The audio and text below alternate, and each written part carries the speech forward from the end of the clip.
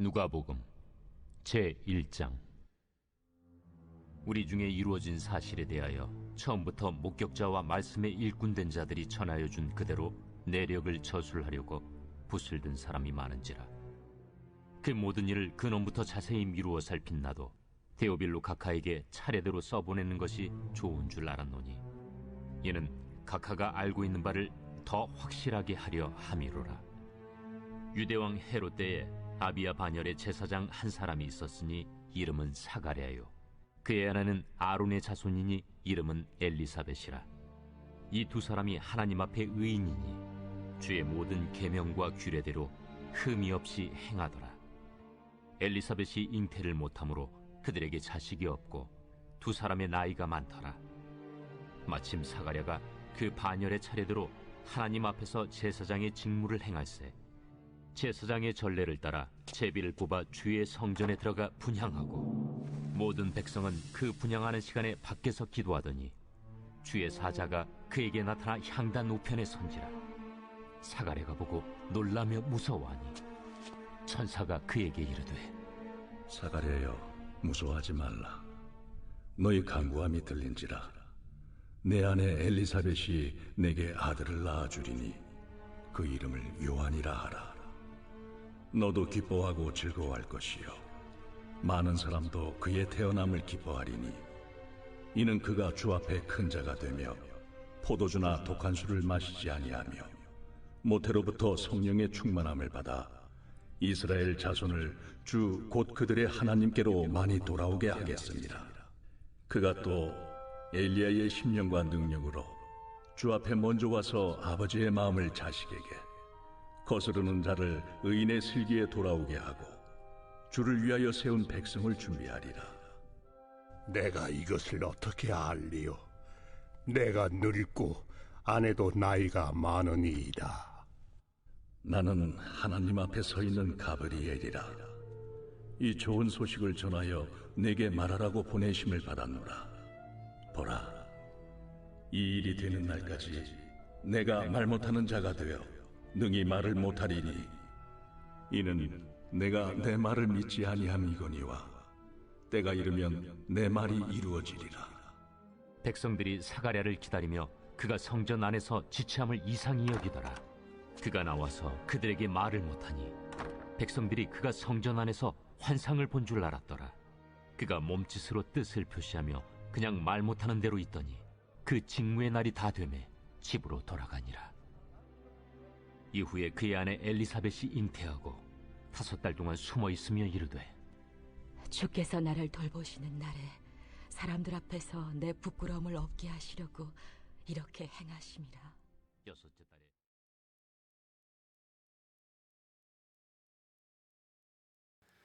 우리는 성경에 기록된 모든 하나님의 말씀이 복음이라는 사실을 이해하고 또 동의합니다.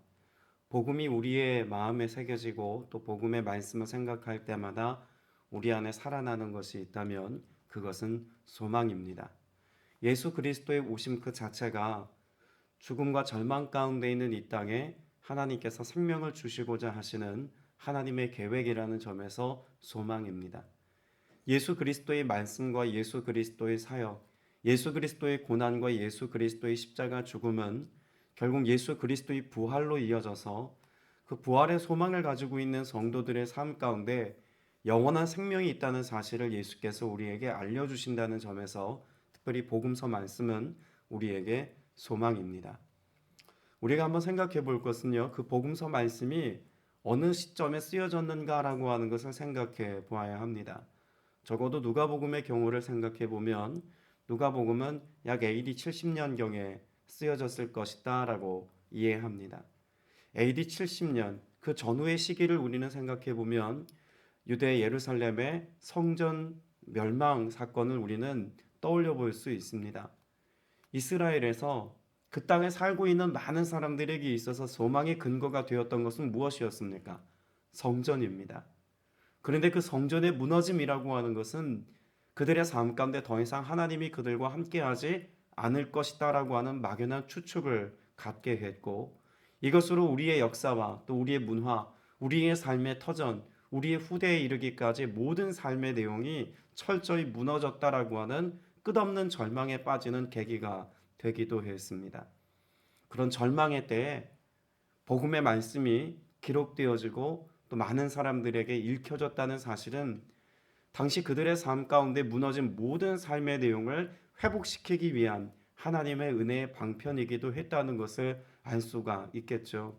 우리가 오늘 누가복음을 읽는 이 말씀의 내용과 1세기 유대인들이 그렇게 최초의 독자로 당시 소망을 잃어버린 그때의 복음의 메시지를 듣는 관점에서 말씀을 읽을 때의 감동은 철저히 다를 것입니다. 누가복음은 특별히 예수님의 생애와 또 여러 사역들의 장면을 비교적 상세하게 기록해 놓았습니다. 오늘 우리가 읽은 누가복음 1장 1절부터 25절까지 나와 있는 사가랴와 세례 요한 탄생에 관한 여러 내용들도 다른 복음서에는 잘 기록되어져 있지 않은 내용이죠. 오직 누가복음에만 기록되어져 있는 내용입니다. 누가는 왜 이런 세례 요한의 탄생에 관한 내용까지 상세하게 기록했을까요?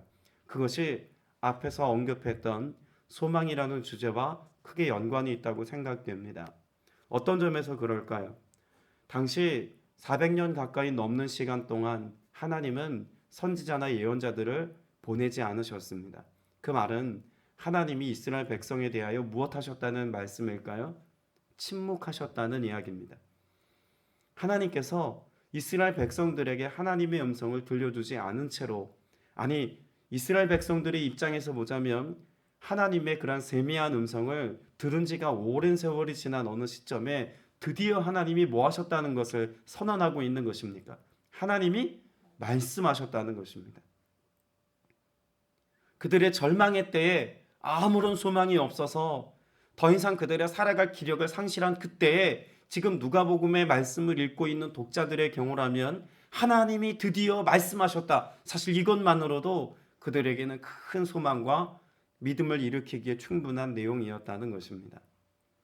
더불어 세례 요한을 우리는 어떻게 그 수식어로 이해하고 있습니까? 광야에서 외치는 자의 소리라고 이야기합니다.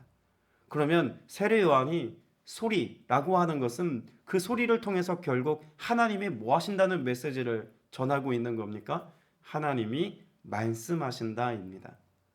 오늘을 살아가는 저와 여러분의 인생 가운데 여러 가지 고난이 있고 위기가 있고 어려움이 있을 수 있습니다. 우리의 마음의 소망이 움틀 때 그 소망의 싹을 잘라버릴 만한 세상의 위협도 많이 있습니다. 그와 같은 소망을 상실한 이 시대에 우리에게 소망이 될 수 있는 근거가 무엇이라고 오늘 누가복음 1장은 말씀하고 있는 걸까요? 하나님으로부터 주어진 생명의 말씀, 복음이 곧 우리의 삶의 소망이자 희망이고 생명이라는 사실을 분명히 우리에게 가르쳐 주고 있습니다. 요한복음에서는 그 말씀이신 예수 그리스도께서 육신을 입고 이 땅에 오셨다라고 말씀하고 있지 않습니까? 예수 탄생, 그 이전에 기록되는 세례 요한의 또한 임신 소식과 또 그가 이 땅에 와서 주의 길을 예비하는 광야에서 외치는 자의 소리로서의 삶을 살게 되어진다는 상세한 누가복음의 기록은 오늘을 살아가는 우리에게도 하나님의 입으로부터 나오는 모든 말씀이 곧 생명이자 소망이자 기대라고 하는 사실을 분명히 가르쳐 주고 있습니다. 또 한 가지 염두에 둘 것이 있습니다. 사가랴에 관한 내용이 다른 복음서에는 기록되어져 있지 않는데 누가복음에 기록되어져 있다는 것은 당시 누가라고 하는 이가 독자들에게 전하여 주고자 했던 메시지는 또 한 가지가 있었다는 것을 알 수가 있겠죠. 당시 제사장 그룹들은 대부분 타락의 길로 부패하고 썩어진 탐관 오리와 같은 삶을 살고 있었습니다. 그들은 하나님에 대한 경외함이나 거룩한 하나님께 나아가는 예배자로서의 모습을 가지고 제사를 지냈다기보다는 헤롯 성전에서 형식과 이례적인 제사만 지금 지내고 있는 형국이었다라고 말할 수 있을 겁니다. 심지어 헤롯이라고 하는 당대의 그런 권력과 세상의 성공에 집착하고 있는 이와 타협하죠. 그래서 정치적인 생명력을 유지하기 위해서 당시 제사장들은 여러 가지 타락한 혹은 물질을 사랑하는 모습을 가지고 하나님에 대한 온전하고 순전한 믿음의 고백을 보이지 못했던 때였습니다. 그런데 하나님께서 지금 어떤 사람을 예비해 놓으셨다는 것을 누가복음 1장은 보여주고 있는 걸까요? 그 많은 타락한 무리들 가운데서도 하나님께서 의롭게 구별한 한 사람, 사가랴라고 하는 인물을 통해서 모두가 다 그렇게 하나님의 곁을 떠나거나 하나님의 음성을 들을 자격이 없는 이들은 아니었다는 것을 말씀하고 있습니다. 그러니까 영적인 절망 가운데 무엇을 말씀하고 있는 걸까요? 하나님께서 어떤 이들을 통해서 하나님의 일들을 여전히 이루고 계시다라고 하는 또 다른 차원의 소망을 말씀하고 있는 것입니다. 오늘 저와 여러분 모두가 이 땅을 살아가는 동안 사가랴와 같은 삶의 자리에 있게 되시길 축복합니다. 하나님의 말씀이 중단되고 끊어졌다고 여기는 어떤 때, 더 이상 하나님의 역사가 교회 공동체 안에서와 이 땅의 모든 사역 가운데 희미해졌다고 여겨지는 그 어느 시점, 바로 그 시점이 오늘이라고 우리가 생각한다면 오늘 저와 여러분 모두가 그런 하나님의 말씀을 받을 만한 의로운 거룩한 백성이 되고 또 우리를 통해서 하나님의 역사가 드러나게 하는 그런 거룩한 통로로서의 삶을 우리는 살아야 할 줄로 믿습니다. 오늘 말씀에도 보면 사가랴는 그런 천사로부터 하나님이 하실 일들에 관한 구체적인 계획을 듣습니다. 13절 말씀을 보면 천사가 그에게 말하였다. 사가랴야 두려워하지 말아라. 내 간구를 주님께서 들어주셨다. 내 아내 엘리사벳이 너에게 아들을 낳아줄 것이니 그 이름을 요한이라고 하여라. 여러분, 우리가 13절 말씀에서 한 가지 생각해 볼 것이 있습니다. 사가랴는 단지 그렇게 하나님의 음성을 듣고 또 하나님의 사역을 이 땅 가운데서 펼쳐 보일 만한 그 어떤 의로움의 외적인 자격을 가지고 있었던 것만이 아니라는 것입니다. 사가랴에 무엇을 하나님이 사용하셨을까요? 기도입니다. 하나님은 사가랴의 기도를 사용하셨습니다. 그래서 사가랴야 두려워하지 말아라. 무엇이? 내 간구를 주님께서 들어주셨다라고 말씀하고 있죠. 우리가 사가랴가 그렇게 하나님의 그런 거룩함을 드러내고 또 하나님의 뜻을 이어갈 만한 사명자로의 삶을 살아가는 동안 무엇보다 기도하는 일에 순전했고 기도하는 사역에 중단 없는 삶을 살았다는 것을 이 한 구절을 통해서 알 수가 있습니다. 여러분의 간구를 하나님은 듣고 계십니다. 우리가 주님 앞에 하나님의 말씀을 받고 그 말씀을 통해서 소망을 품을 때 우리는 하나님께 대하여 간구할 수 있습니다. 여러분, 기도는 절망의 사람이 하는 것보다 도리어 소망의 사람이 더 많은 것으로 하나님 앞에 나아갈 수 있다는 사실을 이해해야 합니다. 왜 그럴까요? 우리의 마음이 절망하고 우리의 마음이 어려울 때는 무엇만 보입니까? 우리의 삶의 절망의 문제만 보입니다. 그런데 하나님의 말씀으로 충만한 사람, 그래서 하나님에 대한 기대로 넘쳐나는 사람, 여러분, 이 사람의 기도는 좀 더 하나님 앞에 온전한 기도, 또 하나님께서 원하시는 것에 더욱더 주목한 기도를 드릴 가능성이 많다는 글을 언젠가 읽어보고 동의한 적이 있습니다. 오늘 여러분의 삶 속에 하나님의 말씀이 여러분의 마음을 소망으로 이끄는 은혜, 이것을 누릴 수 있기를 축복합니다. 그리고 그 주님이 주신 소망 안에서 주님이 우리를 통해서 일하기를 원하시는 그 뜻을 분별함 속에서 하나님을 더욱 기대할 수 있는 여러분 되시기를 바랍니다. 그리고 우리 입술의 기도와 고백과 선포가 나에게 가능성을 둔 기도가 아니라 하나님의 가능성에 근거하여서 기도할 때 하나님은 하나님의 위대한 역사를 우리의 삶 속에 이루어 가실 줄로 믿습니다. 분명 13절 말씀에서 사가랴의 기도는 가정을 놓고 기도하는 그런 기도는 아니었을 것이라고 생각됩니다. 그의 삶의 갈망은 그의 아내 엘리사벳이 임신하지 못하였으므로 이것을 두고 간절히 기도하는 기도가 있었을 것은 분명합니다. 그러나 적어도 사가랴가 지금 기도하기 위하여 성소 안으로 들어갔을 때는 여러 제사장들이 그룹을 나누어서 특별히 24개의 그룹으로 나누어서 돌아가면서 제사장의 직분을 감당했는데 그때 한 그룹의 대표자로서 들어갔다는 점을 고려해 보면 그는 무엇을 위해 기도했다는 것을 짐작할 수 있을까요?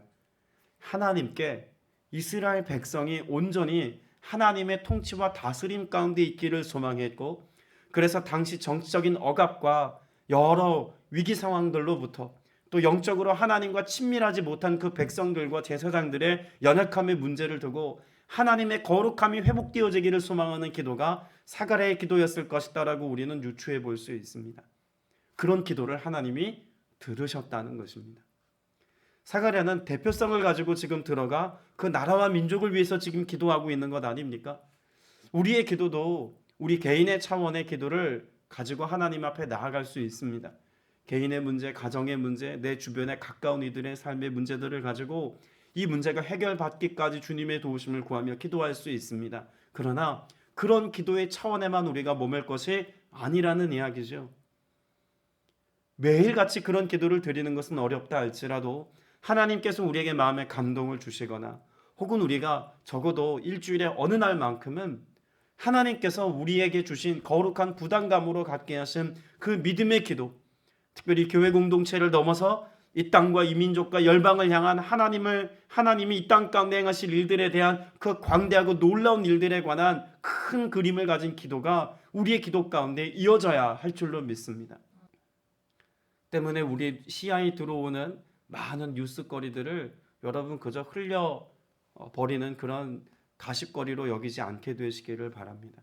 뉴스에 나오는 여러 민족과 민족 간의 갈등, 또 지금 미얀마인가요?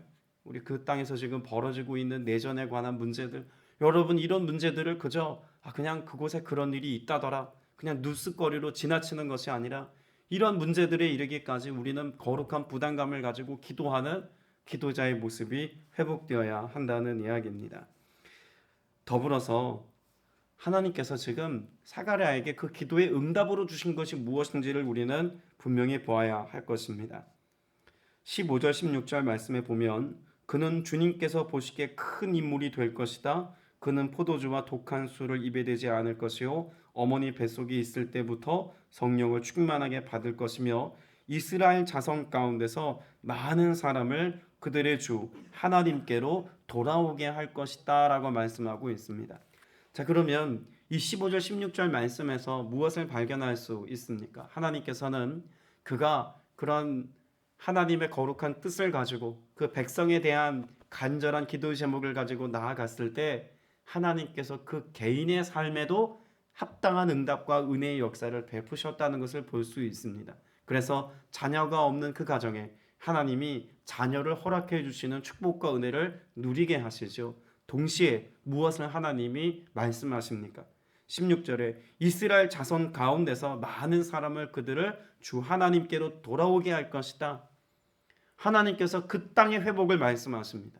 이스라엘의 회복을 말씀하시는 동시에 무엇도 하나님께서 말씀하시냐면 하나님이 그 땅에 이루시고자 하시는 하나님의 역사가 사가랴의 기도를 통해서 열매 맺게 될 것이다라고 하는 것을 말씀하고 있죠. 자, 그러면 사가랴의 기도는 무엇과 같은 마음이었다라고 말할 수 있을까요? 하나님의 뜻과 일치되어지는 간구였다라고 하는 사실을 분명히 알 수가 있겠죠. 오늘 저와 여러분의 기도가 그저 우리의 막연한 바람을 또 우리의 원함을 우리의 상식을 주님께 아뢰는 그런 기도가 아니라 하나님께서 우리에게 합당한 기도 제목으로 주신 바로 그것을 분별하여서 하나님께 아뢰고 그 가운데 하나님의 뜻이 이루어지고 성취되어지는 것을 경험하는 이 은혜를 누릴 수 있게 되시길 축복합니다. 여러분 사가랴 가정에 세례 요한이 태어났을 때 여러분 우리 가정에 아들이 태어났다. 여러분 이것으로 기뻤을까요? 저는 사가랴의 기쁨이 단지 우리 집에 자녀가 없었는데 자녀가 생겼다는 기쁨 혹은 내 아내의 수치와 부끄러움을 하나님이 거두셨다는 기쁨 여기에 머물지 않았을 것이라고 생각됩니다. 이 아들을 통해서 하나님께로 수많은 이들이 돌아올 것에 대한 영적 기대감으로 기뻤을 것입니다. 하나님이 이 아들을 통해서 이스라엘을 회복시키실 것이다라고 하는 그 약속의 말씀이 성취되는 증표를 그 아들을 보면서 생각하지 않았겠습니까?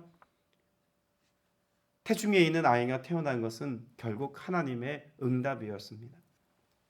오늘 저와 여러분의 삶에 하나님께서 기도한 것을 들어주시는 것이 단지 우리의 원함을 채우는 우리의 소망과 기대가 이루어지는 것으로서의 개인적인 기쁨이 아니라 하나님이 하시는 일들의 응답을 경험하는 것처럼 그런 우리의 기도와 간구를 통해서 하나님의 역사와 하나님의 비전이 이루어지는 것을 경험할 수 있는 저와 여러분 다 되시기를 주님의 이름으로 축복합니다.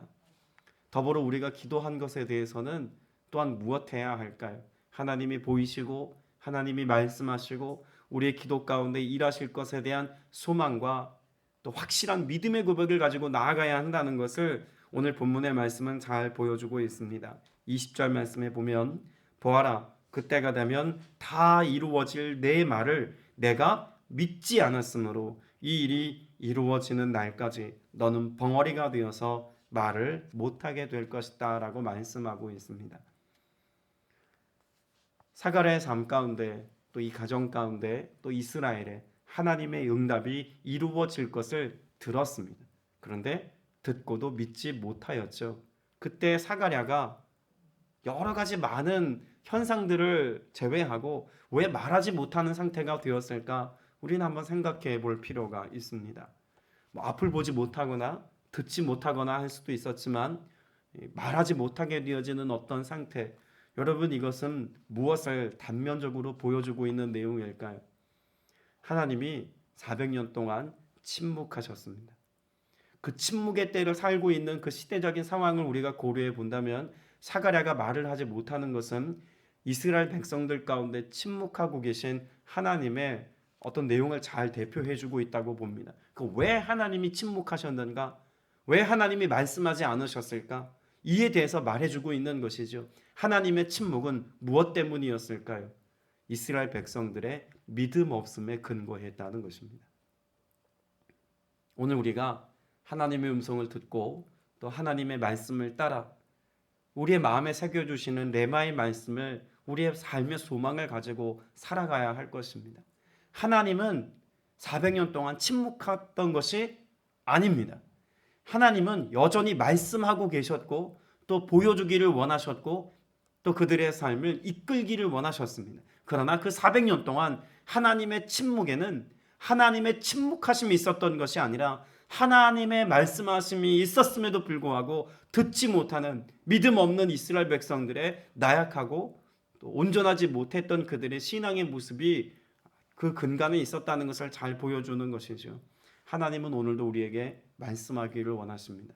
그러나 우리가 믿음으로 귀를 열고 마음을 열지 않으면 하나님의 음성은 들리지 않습니다. 그로 인하여 우리는 하나님을 침묵한다라고 단정해 버리기 쉬운 것이죠.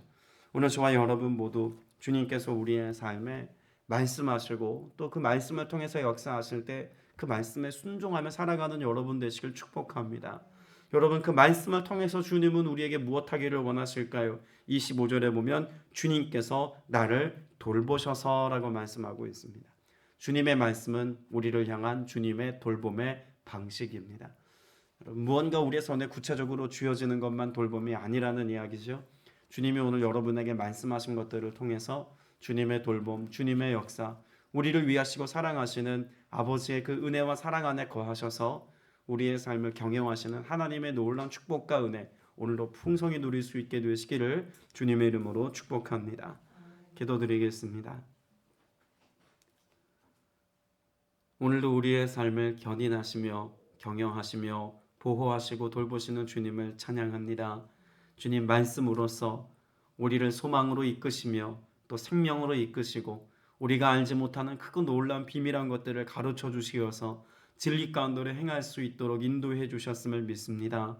주님, 우리 안에 그 믿음을 더하여 주시옵소서. 약속 있는 주님의 말씀을 믿고 순종하며 따라갈 수 있는 모두가 되어지기를 원하오니 오늘 이 말씀을 듣고 기도하는 주의 권속들 모두에게 주 예수 그리스도께서 우리에게 이루신 소망의 역사가 우리의 삶에 이루어짐을 보게 하여 주시옵소서. 우리의 믿음의 기도를 기쁘게 사용하시는 주님, 오늘도 이 아침 주님의 도우심을 구하며 간절히 기도하는 제목들이 있습니다. 믿음을 선포하며 주님 하실 일들을 기대함으로 믿음의 고백을 가지고 나아가오니 오늘 부르짖고 간구하며 주님의 도우심을 구할 때 합당한 열매, 하나님이 기뻐하시는 의의 열매가 우리의 삶에 가득히 맺혀 주님을 나타내는 삶을 사는 모두가 되게 하여 주옵소서. 우리의 간구에 응답하시고 역사하실 우리 구주 예수 그리스도 이름으로 간절히 기도드렸사옵나이다. 아멘.